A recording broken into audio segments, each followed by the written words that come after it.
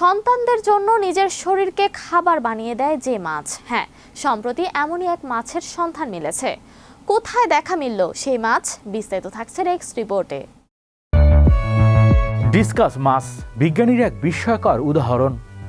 দক্ষিণ আমেরিকায় আমাজন নদীর শান্ত জলে বসবাসকারী এই মাছ শুধু তার রঙিন সৌন্দর্যের জন্য নয়, বরং অনন্য প্যারেন্টাল কেয়ারের জন্য বিখ্যাত। বিশেষ করে সন্তানের জন্য নিজের শরীরই খাবার হিসেবে উৎসর্গ করায় যে আচরণ, তা সত্যিই অবাক করার মতো। ডিম ফুটাতে বাচ্চা বের হওয়ার পর শুরু হয় এক অসাধারণ প্রক্রিয়া। মা ও বাবা ডিসকাস মাছের শরীর থেকে নিঃসৃত হয় এক ধরনের প্রোটিন সমৃদ্ধ আঠালো পদার্থ, যাকে বলা হয় ডিসকাস মিল্ক বা মিউকাস। এই মিউকাসই হয়ে ওঠে বাচ্চাদের মাছের প্রধান খাদ্য। ছোট ছোট বাচ্চাগুলো বাবা মায়ের গায়ের সাথে লেগে থেকে সরাসরি এই পুষ্টিকর পদার্থ গ্রহণ করে।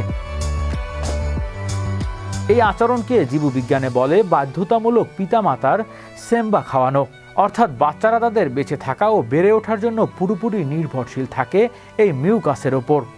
আশ্চর্যের বিষয় হলো, মা ও বাবা উভয়ই পুষ্টি সরবরাহের অংশ, যা প্রাণীজগতের খুবই বিরল। এই মিউকাস থাকে প্রচুর প্রোটিন, অ্যান্টিবডি ও অনন্য প্রয়োজনীয় পুষ্টি উপাদান, যা বাচ্চাদের দ্রুত বৃদ্ধি ও রোগ প্রতিরোধ ক্ষমতা বাড়ানো সাহায্য করে, অনেকটা স্তন্যপায়ী প্রাণীর দুধ খাওয়ানোর প্রক্রিয়ার মতো।